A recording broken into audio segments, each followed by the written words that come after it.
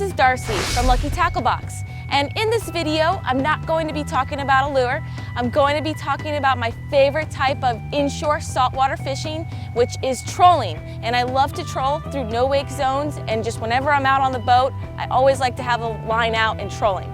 So check out this short clip of me explaining to you how you can do it too. Okay, so we're out here and we're about to start doing some trolling.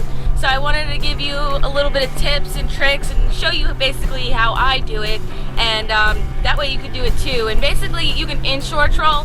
A lot of people think of trolling as offshore, but you do that offshore as well, but inshore you can do it when you're on a booze cruise or you're going through a no wake zone, and you never know what you're going to catch. So it's always good to pull lines. I like to pull lines no matter what, wherever we are.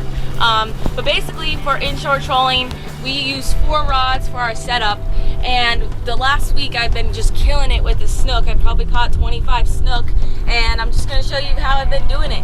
And basically we've got these tees. We got 2 tees on either side of the boat. We call these tees, and we put our rods in the outside holder here, so that way when the lures troll they're further away from the boat. And this is my Accurate SR6, and it's a lot of fun. It's a light action pole, and I got this Yo-Zuri Minnow lip diver, and that's what we'll pull. And sometimes we'll get it way far back, sometimes it'll be pretty close, sometimes it'll be medium length, but usually that works, and you find out, you know, what's best for the fish. And then we usually have 2 lines in the back of the boat here. We'll have one further out and one short, so that way they don't get tangled with each other as we troll. And this is a bigger Yo-Zuri Crystal Minnow lip diver right here.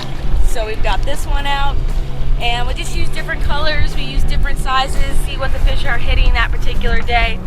The last week the snook have been hitting pretty much everything on the boat. And then we've got this, we've got our setup here for bass. And Brian, my cameraman, and also my boyfriend, he likes to pull light stuff, and if we get a fish on it, great. So we're pulling some bass setup, and we've got a lip diver on it, so we'll see how it does today. Then we've got our tee on the other side of the boat here, and we've got our Accurate Valiant reel out. So we've got that with our pink shrimp. Fish love the pink. They love this pink shrimp. They've been destroying this thing. I've lost probably 3 of them in the last week, and this is my last one. So I gotta get some more. So when we pull these lures, we'll pull all 4, and we usually pull them at 10 RPMs on our boat. That is about 4 miles an hour. So for us, 4 miles an hour works. Fish hit the lures all the time. When you're trolling on your boat, you just gotta figure out what's best and what speeds work best for you to pull the lures. So I want to take a moment just to clarify on the different lengths that I pull the lures when I'm trolling.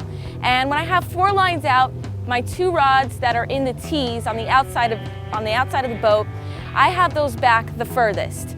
Usually they're 100 feet back or more. And I will separate the lengths, so I'll keep one out at 80 feet and then I'll have another one out at 100 feet. And then in the 2 rods in the middle of the boat, I usually have one spaced out, let's say 50 feet from the boat, and then the shortest one 30 feet behind the engine.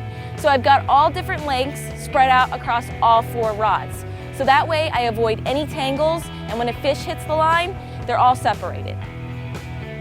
So get out there and try some inshore saltwater trolling, and let me know how you did in the comments below.